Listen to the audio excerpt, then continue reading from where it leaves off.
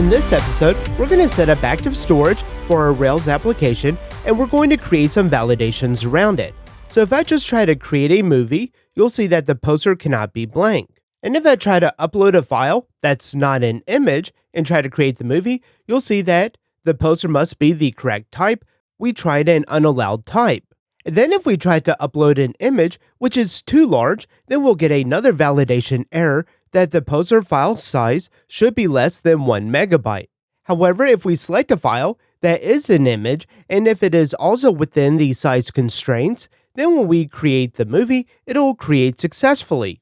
And so in this episode, we're going to look at custom validations for active storage and just some of the different things that you can do with it. And did you know that you can go to railsstore.com to get your own Ruby on Rails t-shirt or your Drift in Ruby t-shirt? To watch this full episode and more videos, visit driftinruby.com and subscribe to the Pro membership.